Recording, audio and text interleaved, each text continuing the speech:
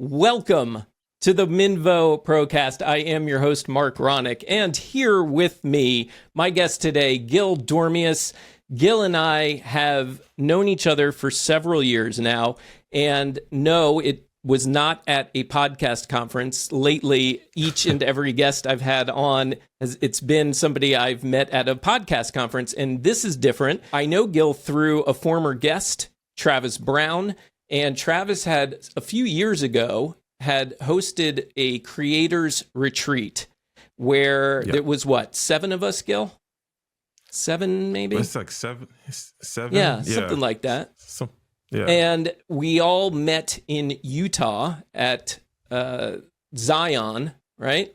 Yep, Zion National Park. And then we spent several days there, shot a bunch of content there, and then we spent some time in Vegas as well. And Guil and I had no idea who we were. We had never met before, and we were thrown in together as roommates.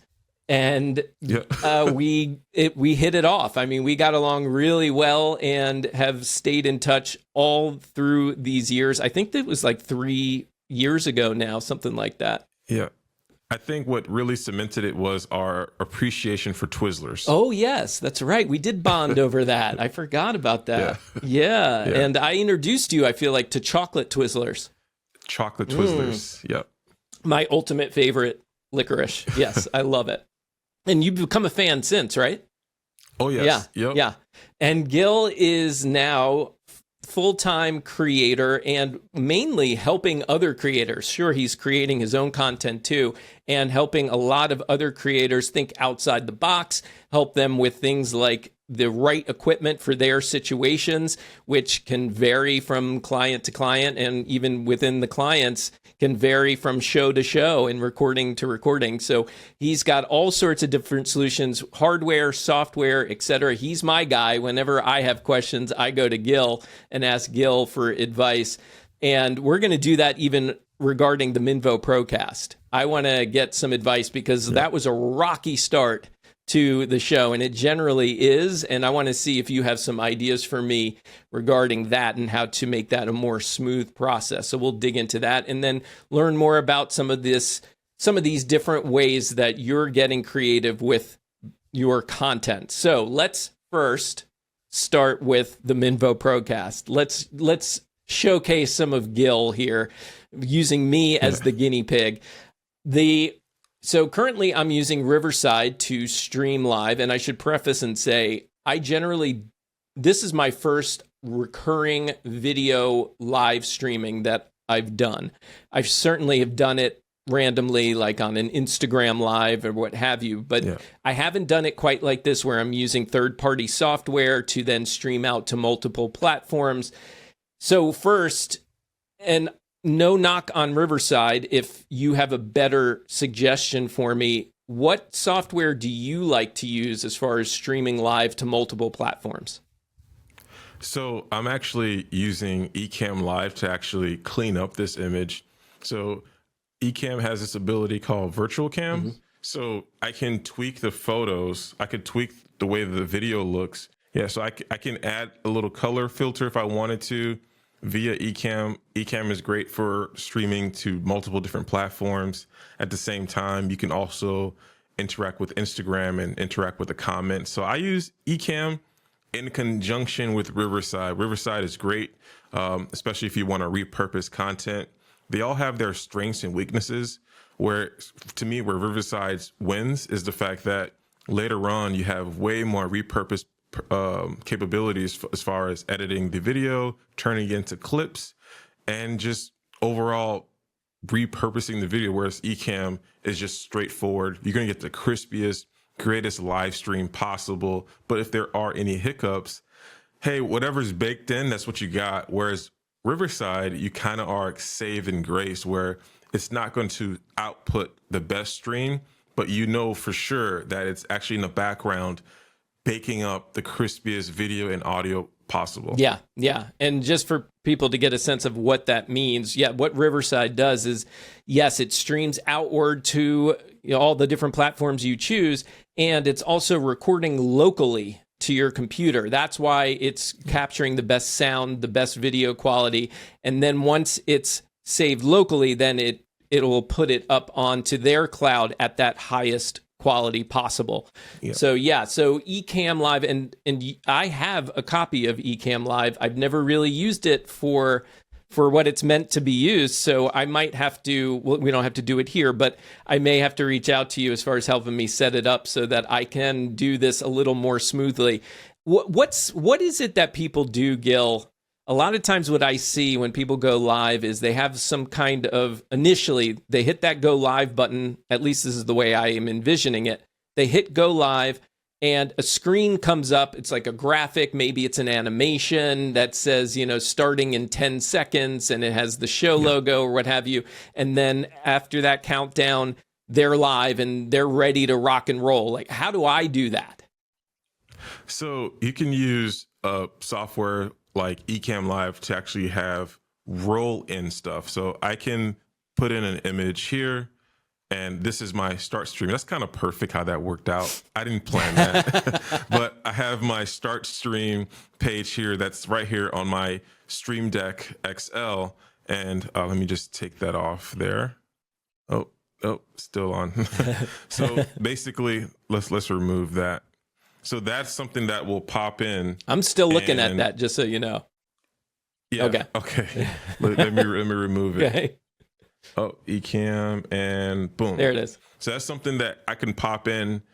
I could throw music on there, and what ends up happening is you get to get engagement from your audience. Oh, the show is starting, and it's not just a static image where, okay, well, Mark's show is about to start. No, there's something, it's a video, there's music, and you could also engage with the comments. Like, I like this song. Hey, what is this song? And you get everybody getting ready. And then when the show ends, you also have the opportunity to upload a video as well as an end screen, say bye to your audience. Like to fade the black, that's great, but it's really cool to showcase your audience. Hey, bye. I'm gonna give you guys a chance to say bye at the end of the stream because you have an audience and they sometimes know each other. All right, bye Frank, bye Susie, bye Reggie. And they're able to do that, and you give a 30-second, 40-second timer with the end screen. And it's something pretty cool. Ecamm is pretty great for that. I'm pretty sure you can use that same feature with other softwares like Minvo or Riverside. Okay. All right. Good to know. And one thing I'm curious about is camera switching. What are my other options out there if I wanted to be able to switch? Because I do have a setup now where I could switch from one camera to another. So with the Stream Deck XL, what you can probably do is just connect your other camera via USB-C. If your camera has the functionality to be used as a webcam, you can swap with it. With Ecamm, you can actually connect a camera via USB-C and pick a keyboard shortcut to swap in between. That's probably the quickest way, but with USB-C, you do get a downgrade in quality. So what I'm doing with this setup right now, I'm using the Rode Streamer X, which is a XLR video switcher, and it has a video switcher capabilities and XLR. So I'm plugging in my microphone and my camera. Although it doesn't switch video because it's just one HDMI, but you can get something like the A10 Mini. And it's funny we're talking about this because today Rode is actually just announcing a video switcher device that seems to have XLR functionality and HDMI. So we'll be able to switch between 5 camera angles. So that's something to look out for. Wow. So, and it has XLR, which in my brain just instantly goes to audio. So is that what you're saying? You could also plug in audio to it as well? Yep. Okay. Yeah. So on the Rode Streamer X, this device right here, my Shure SM7B mic is plugged directly into it. And with the new device that Rode is announcing today, you can connect, from what I saw from the sneak peeks that I saw, 2 XLR inputs. So that's two microphones and up to 5 camera angles, which is phenomenal. The rumor device that I saw, if that's the case, that's amazing. But yeah, we'll find out soon enough. Yeah, that's really cool. So yeah, this could replace, for some podcasters and content creators, it could replace a Rodecaster Pro. Is that fair to say? Yes and no. I mean, obviously the Rodecaster Pro is a great device. The Rodecaster Pro is not a one-trick pony. It does audio really well. It has Bluetooth capabilities, Wi-Fi, Ethernet. It's a power horse, in regards to audio. So it being that one device, it's really good at it. Whereas this new device, I'm pretty sure it'll do fantastic at audio, but its job will probably more so focus on video. So audio might take a back seat, whereas video might just take the full seat. And this is new for Rode, because Rode is really audio only. They have been anyway, with microphones and the Rodecaster Pro mixers and things like that. So this is big news coming out today as far as Rode goes and this new product. We don't know what it's called yet, do we? No. Okay. Yeah, no. Okay, because it's being announced, but like it hasn't actually officially come out yet. Not yet, but I'll be getting it. Yeah. So. yeah. That's another thing. Gil and I oftentimes will compare, hey, I'm getting this. Did you get it yet? And, we'll ask each other and help each other out. We did that a lot. I think one of our first toys that we did that together, where we were sharing as we learned, was with the Rodecaster. I remember us talking a lot about that and sharing little tips as we figured them out. All right, cool. So, that's a little taste of Gil and his knowledge around all this stuff. And so let's learn a little bit more about you, Gil. And this is an area that I personally don't think I've explored with you, is your early days in content creation. What sparked your interest in podcasting, video production, creating content? What got you into it? What got me into content creating isn't something that you would traditionally hear. It's that I wanted to figure out what is the best way to spend time with friends. That's it. I just wanted to spend time with my friends, have it mean something, have it recorded, documented. And I love having conversation with my friends. And a lot of the conversations we had were just so fun and interesting. It's like, I wish this was recorded. And I had a MacBook Air at the time, and I was always pretty creative. I did graphic design for companies. I would do shirts. I would build websites. And then I got an RSS feed. So I got a website. Back in the day, you needed a website to host your podcast. So I would host the podcast with my friends. We would have the conversations. And what ended up happening was I became the only friend to kind of like want to continue to learn about podcasting. And then as my experience and knowledge grew, I said, hey, well, this is a skill set. I can get paid for this. So I started recording people. Me and my wife purchased a home, and we used this room to do podcasts, and people would come in and record. And then ever since then, I just kind of like leveled up from there, where I started podcasting. And then now I became a podcast producer, where people come into my studio space, record their podcasts, have great conversations. And that's pretty much it. And as far as like that, I love being the friend or the little brother or the person that's in everybody's back pocket, where, hey, Gil, I got this problem with, what cable do I use? Hey, there's a software book. Can you help me out? So I love that. And it always stems from in a place of good times, or helping someone out. Yeah, I love that. That's cool.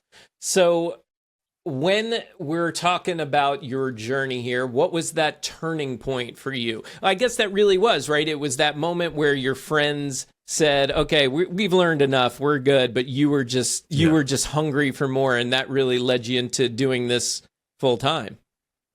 Okay. Yeah. Well, I'm not full time yet, but I still passionately do it on my free time. But I remember instinctively around 2014, 2015, I was listening to a podcast called The Podcast Method by Dan Benjamin. And it was a technical episode where he was breaking down loopback, where you're getting audio from Skype and you want your audience to hear the audio, but you don't want the audio to come back to you. And I sent it to a buddy of mine, and they're like, yeah, bro, we don't really want to know about this. And I was like, that's strange. And then as I noticed that, I kept learning and being interested in learning more.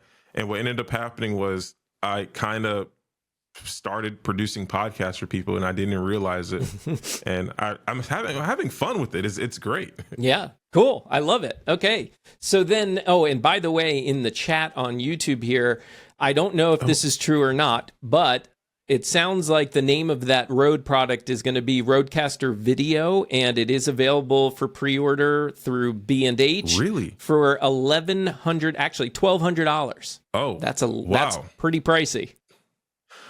So that's funny because as I'm looking over here, I'm looking at my A10 Mini Extreme ISO, which is a HDMI video switcher only. It has audio functionality, but is not the best, and that's about $1,400. Okay. Oh, so it's actually So in line with it. I thought it yeah, would be a lot more expensive.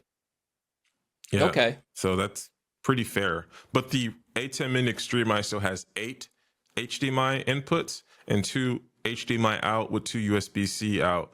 I'm curious to see what that device has. Yeah, so again, this is according to the chat, and I'm going to trust the person in the chat. Know Your Joe is the person, and Oh, Joe. you know this person. That's my guy. Okay, good. That's my good. guy. Always Yeah. nice for our guests to bring some community over. Thank you for doing that. Yeah. And yeah, so Joe says that Rodecaster video inputs it's 2 XLRs, a quarter audio jack, and 4 HDMI with 2 USB inputs for stuff like webcams. I'm not gonna lie, $1,200. That's a steal. Is it? Like that's crazy. Wow. I that's insane. 2 XLR input. Curious to see if does it have a screen and whatnot, but we'll figure that out. But that's $1,200. That's a steal. Okay, good, because I I think a lot of podcasters will often say that they think that the Rodecaster Pro 2, and when the 1 was out, they said this as well, they always felt like it was a little too expensive for what it was. I don't think so, right? Like, I think it gives you a lot, but, you know, now when I'm thinking about the video, it seems like that's way more competitive. So, yeah, that good for Rode.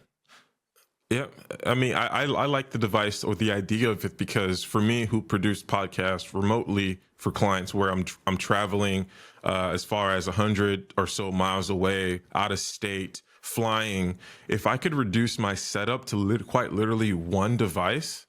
I went to Atlanta. I flew to Philly, flew to a couple other places to produce podcasts, and I'm bringing my Rodecaster Pro 2, my A10 Mini Extreme ISO, cameras, tripod, HDMI cables, and all those things just to produce a podcast. So you're telling me all I got to do is buy one device to do all that for $1,200.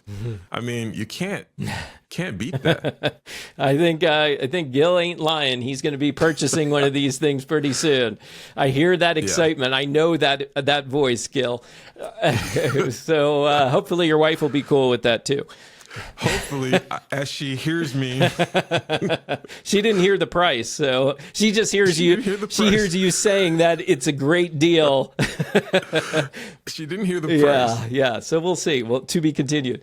All right. So let's talk more equipment. And I think you've often mentioned to me, and I've heard you mention it on other shows, including your own, where you really enjoy using equipment in untraditional, unconventional ways, right? And there's one in particular I've been noticing a lot from you lately. You seem to be doing outdoor podcast recordings for clients. So why do you do that? Like, why? I feel like most producers would be like, no, we're not doing this outside. Let's take it inside because the sound's going to be way better. So what inspired you to do that, and how does that all work? So a couple of years ago, I got in contact with a space. It's a collab space called the Co-Space in Miami Gardens, which is a couple miles from where I live. And the owner of the space, her name is Joy. She was hosting an event with with the mayor of the city of Miami at the time. And they wanted to do a podcast experience. And like you and many podcast producers, I said, well, that's not possible. We're going to be outdoors. It's going to be a generator. It's just going to be a bunch of stuff.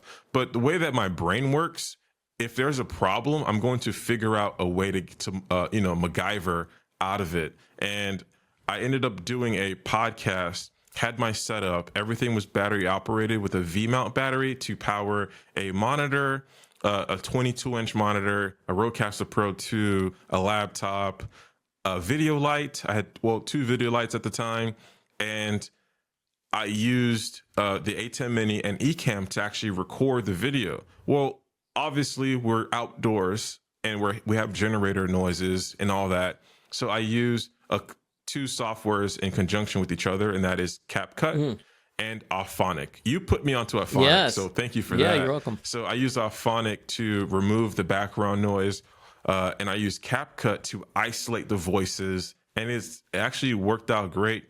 So it's an outdoor podcast for people who don't traditionally podcast. It's an experience where somebody who basically works 9 to 5, goes to school 24/7, they get to listen to their voice and see themselves in a way that they never thought they could. And you give them a 5-minute experience. So we started that last year and we've been doing it since. And it's been multiple events and it's just been life changing where somebody sees a bunch of other creators online and then now they see themselves where they're seeing themselves, listening to themselves on a podcast that they created themselves with our help. So that's been the best part for me. And it works. The video, the audio is really good. Yeah.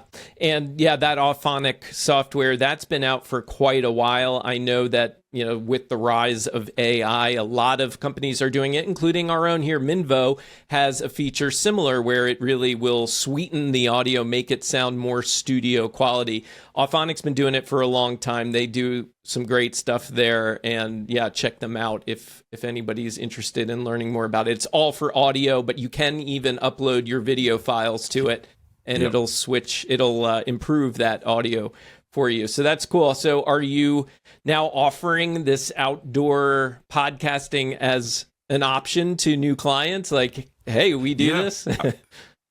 Yeah, it's been a thing. I've even done 2 weddings where I've recorded audio. It's technically a podcast, but I had a Rode Wireless Go mic attached to the bride and the groom and to whoever was speaking at the wedding. And I had my Rodecaster Pro 2, which was capturing the audio wirelessly, and it's just great. So once I beat that level, my brain works like a video game. Once I beat that level, any other challenge that comes in, it's like, oh, that's minuscule. I've been through worse, or I've tackled plenty of other scenarios that were more difficult. So I have done outdoor podcasts. I even went camping with my wife, and I did my own podcast outdoors. And right now I have a podcast that I'm going to be doing at a home tomorrow, where it's just a random house that my client owns, and the audio conditions, lighting conditions are not, the best. But the thing is, again, with my mentality, I've been through worse. There's nothing worse than being outdoors, podcasting next to a generator and making it work. Yeah, that's for sure. So, okay, I love the mentality, and I want to know, is there either something now or something recently where you did feel like, I've been stumped, or I don't know exactly how to deal with this? Is there anything like that that's on your plate right now? So, on my plate right now, or recently? Recently, a few months ago, I got flued out to produce a podcast out of state, and I thought I had everything, or I thought I figured everything out, but I had 5 people back-to-back podcasts, and I wasn't ready for it. So I thought we were going to do 3 podcasts, and we ended up adding 2 more people. So it just became a point where, okay, we got to get these people in and out because we're in an environment where the camera's overheating. So it just became, all right, we record, pause, all right, open the battery door.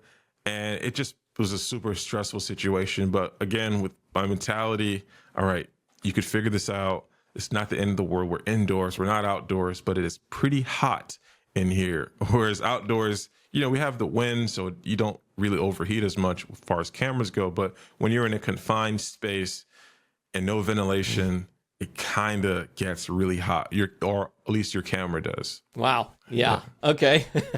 So then, speaking of cameras, I know one of the other things that you're proud of is the whole floating camera setup. And I'm curious about what that means, because I don't know that everybody's going to instantly connect. So tell us what floating camera setup is all about, and really what the challenges were that you were looking to solve that, that inspired you to set that up in the first place. Yeah, I love that. It's all about solving a problem. And the problem that I was having was when I was producing podcasts in my home office, I had tripods everywhere. Yeah. I have a video about this. I had just had 3 tripods, 3 camera angles. Sometimes I'll have 4, so there's 4 tripods. Then I have to have a desk. I have to have a C-stand, another light stand because 3-point lighting. So if you think about it, I'll have to like maze my way in and out. Clients and their friends sometimes for support will have to just like sit in the corner, and it just was not safe.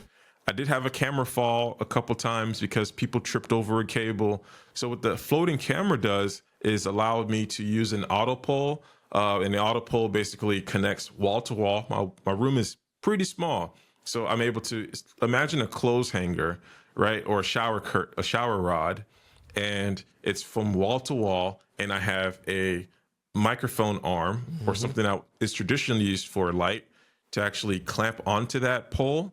And at the end of it, I have a quarter 20 thread attachment that is holding my camera and my Elgato prompter. So that's how I'm looking at y'all now, and it's pretty cool. There's no way we could actually see what it looks like, is there?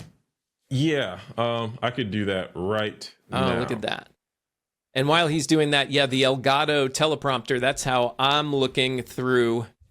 There it is, right on top there. Yep. That's Gil's, not mine. Those teleprompters are awesome if you like to have the words in front of you and not look like you're looking around elsewhere. But here's the setup. Okay, so that's that rod you were talking about.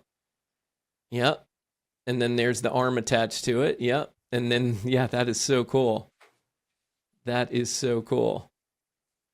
And what's the little view? What's the little view? Oh, that's from the camera, that little viewfinder. That's from the camera. Uh-huh. Yeah. Awesome. That's an awesome setup. Why don't, since you were here, do you want to just like give us a little peek at the studio while we're looking at it? Oh yeah, sure. It's a little messy right now. That's okay. But here's the studio space. So there we go. And why don't you show us also, because I know you've got a lot of lighting there. I know lighting is key, and I know you are a big fan of lots of lighting. So yeah, why don't you show us a little bit? Yeah, so there's that room light. Yep. There's that light, and this main light. Oh, my wife's the light as well. Good answer. Yeah. Yeah. And there we go. Cool. So then, Guil, tell us, for those who might be a little bit newer to the lighting game, tell us what makes, besides obviously having lights in front of you to reduce the shadows around your face so that you can clearly be seen on camera. I know you're a big fan of backlighting and side lighting. We just saw all the different lighting. So tell us really how important that is, and maybe like if there is one additional light that a typical creator who's only got one or two lights in front of them, if there's one addition they could make to their studio with lighting, what would it be?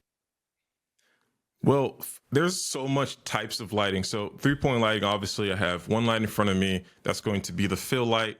And it's also the light modifiers. So I'm using a lantern to actually spill the light everywhere, but it softens it. And it casts a little bit of shadow. So I have a room divider right here to actually brighten me up from the back there. And if you notice, I have this light bar on the side that's giving me a nice light to separate me from the background. So if I turn that off, it looks pretty bland. And then I have a light up here, which is an Elgato light as well. And then as a practical, like you, I have instead of an on-air sign, I have a computer in the background just to let you know, hey, there's something there. It's fine. So lighting is super important. And sometimes it's not just light, it's something as practical as a lamp, as practical as a candle, a window, or computer monitor in my case. So lighting is super important. It helps the viewers see, and also your camera. So your cameras can do a great job of recording you if you have adequate lighting and enough lighting to actually show the emotion. I mean, I could make this video look super dramatic by just turning off a few lights and it'll look super serious. But I like this space to look extremely inviting and warm and colorful. That's why I'm even wearing this orange cap. Like it does a lot a color does a lot, especially with this brown wood top here is actually bouncing the light on me. So lighting is not just the light, is also the things that we use to enhance the light. Like if I were to have a black tabletop, it wouldn't reflect light. It would actually refract, and under my neck here would look super dark. Lighting is everything. Yeah. So, okay. So from your perspective here, what's one thing I could be doing better with my lighting situation? Like just by looking and seeing the way that I'm lit and the way the room's lit, what would you suggest? I would suggest a backlight to separate you from the background, or a rim light or a hair light, something from up top. So I have this light right here. I'll turn that one off. So now I turn that off. It looks very serious. And now I'm not lit from here anymore. I'm just lit from there. But just turning that on just makes me pop from the background. Right now, I'm a little bit into the background. I'm not as defined. Lit. Yeah. Yeah, defined. Yeah. And just these little hacks just change and makes the video pop a little bit more. So what kind of light then should I get for behind me? And like, I know it would be ideal for you to actually see the whole studio to really get a gauge, but like what general direction should I be considering putting that light? And again, what kind as well? All right. So I would definitely look into the Elgato wave light. Okay. The Elgato makes great. So these two lights that I just turned off, those are just Elgato light panels, and they're behind something. They're not crazy big. They don't take too much footprint. They're pretty small and they could go anywhere. So I have one on the corner and one behind this room divider here, and they give ample amount. Actually, I don't even think they're at 100%. Okay. Yeah, these aren't even at 100%. Cool. So then, and I'm a big fan of Elgato as well. So I'll definitely look into that. Elgato really came, pardon me, they really rose to fame, I think, through the gaming community, and the podcasters caught on, and they were like, whoa, this is some really cool stuff. And so now they have a whole new target audience. I think they may not have even expected to have initially. But yeah, I mean, those panels behind me, that's Elgato as well. I've got an Elgato low profile arm here for my microphone. I've got one of the key lights here as well. So yeah, I'm a big fan of Elgato as well. And I think that's probably because of you. Yeah. No, so I like what you said too, how podcasters kind of like push Elgato to create these products for podcasters. And that's the same thing that happens with a lot of these other companies. I was reminiscing a couple of days ago about Zoom, how I would use the Zoom H4n Pro to record podcasts when it traditionally was just meant for interviewers or musicians. And a lot of equipment that existed that I own, like the Yamaha MGX10U, which is it's an 8-channel mixer for audio and vocal recording. I use that for podcasting. I've had Behringer mixers, and these devices have all these terminologies for treble and audio and music and drumming. And I just used it for podcasting, and people, I'm pretty sure you did as well, and many others. And then I'm so happy that we have companies now purposefully creating equipment for podcasts, and it's just so exciting to me. Yeah, me too. I mean, for years, I've been doing this for a really long time, and the equipment that we were using, even say 10 years ago, 10 to 15 years ago, it was mainly equipment for radio and for audio live events and that kind of thing. Behringer boards were definitely a thing. I remember using those, and they used to frustrate the heck out of me. But yeah, so it is nice to see the evolution for the independent content creator having this plethora of options now of hardware and software specifically made for us. It's really big. Okay. And then, all right, so we got the floating camera. When you're working in these non-traditional environments, like the outdoors, what are some other unexpected challenges that we should think about if we're going to try to attempt that kind of thing too? I think repurposability, if I could say that right. Repurposing the content. And also, I think we should be looking for redundancy. Being able to record your content is great, But what happens in the situation where your camera overheats or battery dies or card gets corrupted? Are you outputting that same feed to a computer via Ecamm or Riverside or Minvo? Like having the ability to record multiple backups. And I think that's what it is, like redundancy. So when I film a podcast, I'm actually recording in camera with an SD card, which is the great highest quality. Then I'm also either using a USB-C out to my computer and connecting it via Ecamm or another software and recording it there. And then at the same time, my camera has an HDMI port and I'm able to export it to a device like the A10 Mini Extreme ISO, which has a USB output for a SSD hard drive. So if you count, that's the camera 1 backup, Ecamm 2 or Riverside, and then I'm using the ATEM as a backup. And this has happened plenty of times where I have recorded content and hey, camera overheated. Ecamm had a software bug and it crashed. Battery died. But guess what? Camera is still running and I have at least 1 or 2 backups. And the same goes not just for audio, but for video as well. Audio and video, where I'm backing up via a Rodecaster Pro for the audio, and I'm also backing up to my ATEM, which also has the functionality of capturing audio from my Rodecaster.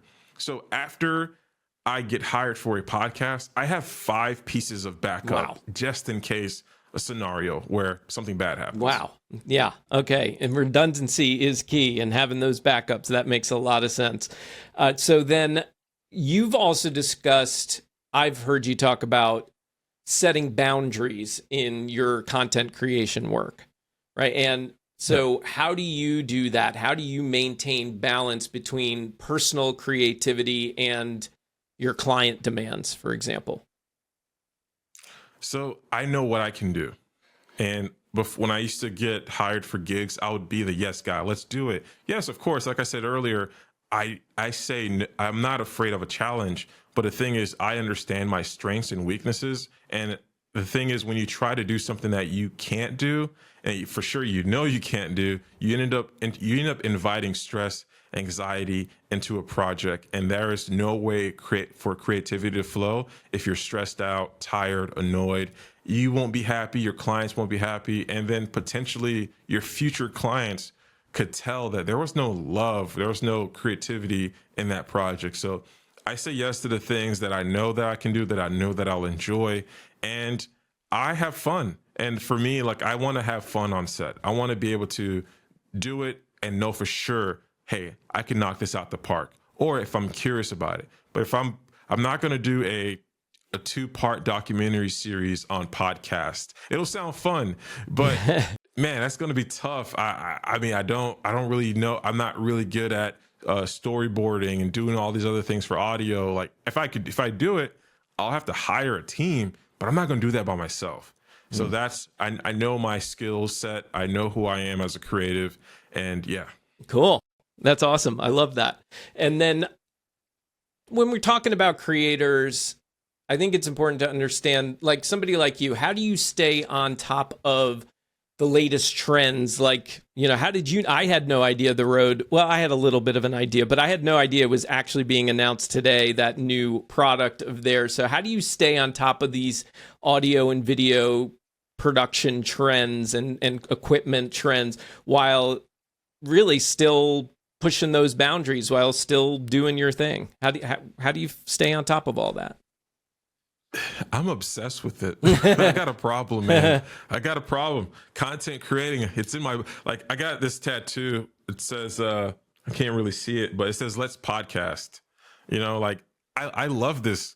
This is my sport. You just got that too, didn't you? I just got that. I remember a couple of years ago, I was at a warehouse and I was unloading some trailers, and I was, listening to some coworkers talk about the sport. They were talking about this athlete. He went from this high school to this college team. Now he's doing that. And they knew everything about this guy. And I thought that was so interesting, how I know a lot about these companies. I know a lot about these different iterations. I know about these new devices that are coming out, and we're essentially the same. It's just that we have different passions. And I learned that I could just be just as obsessed as these guys are obsessed about these football players wearing these jerseys and these guys, teams. This is my team. We're doing great. I can be just as enthused as they are because it's natural. You like something. You don't have to worry about what other people say. This is what I like. I really love content creating. So for me, it's really easy to stay on top of things. I have Google alerts. Yes, I get messages that Ro just announced something, or hey, rumor leaked, or I'm on Reddit. I'm always in the conversation, even when I'm not. I'm obsessed with Reddit. Reddit has a great forums and subreddits where creators talk. They're going through these problems. I'm also on Threads, which is amazing. It's a great space. It's so much more positive than Twitter, in my opinion, for creators and podcasters alike to just go in there and just read something that you are in tune with. Too many times we go on social media, on YouTube, on Twitter, or wherever, and it's just toxic gossip, bull, just nothing positive or nothing that aligns with you. And one thing I like about Threads, one thing I like about Reddit is I kind of can create my own algorithm. So I see the things that I want to see. And this is the things that I'm always thinking about. And that's pretty much it. That's how I stay on top of things. I'm obsessed with it, and I create my own algorithm. There you go. I love that. And I want you to think about this. I don't want you to answer yet. Here's the deal. I would love to have you here when we spin our wheel. This is going to land on a lucky winner for a lifetime subscription to Minvo. So I want to do that while you're here. And I want you to think about who is or who are the people that Guil Dormeus goes to get updates, to get advice on hardware, software, etc. Who are maybe they're YouTubers, maybe they're podcasters, but whom I want you to think about who's your go-to person.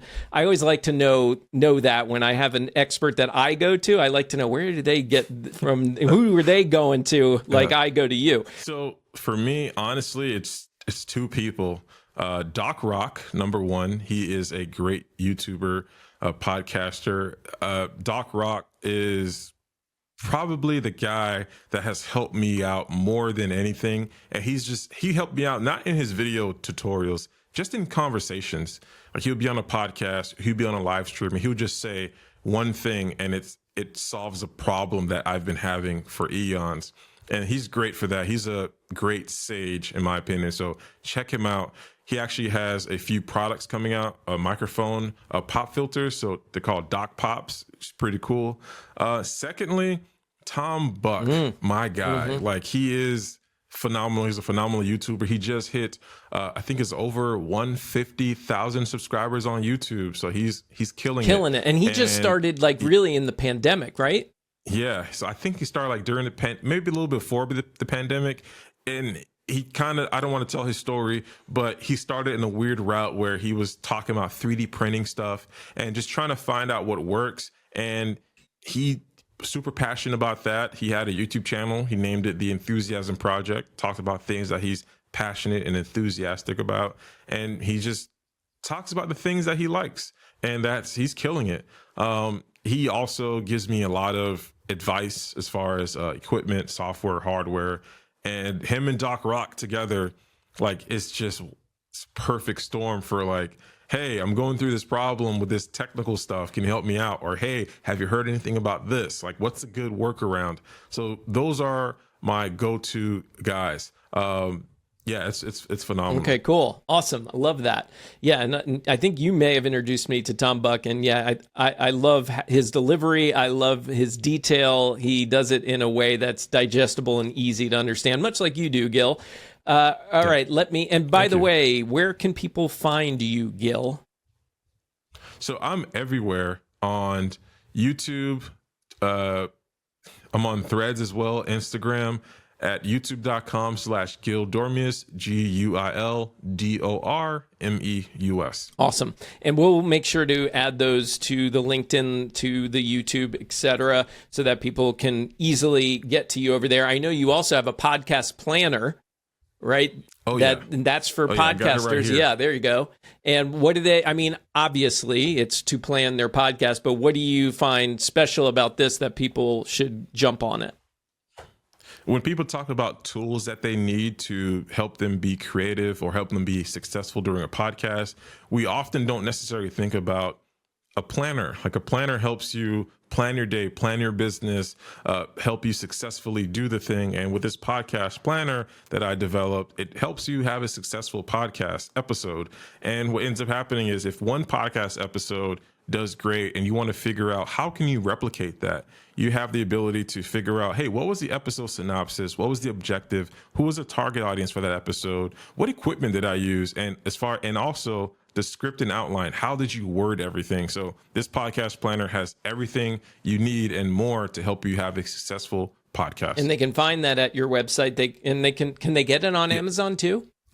Oh, no, they get it on Amazon. It's all on Amazon. You can go to my website, guildormeus.com/planner, or just search for Guil Dormeus Podcast Planner on Amazon. Awesome. But it's probably easier to go on guildormeus.com/planner and you'll get it right there. And also, if they go to that same site /list, they can get a list of all the equipment that you use that you've talked a lot about here today.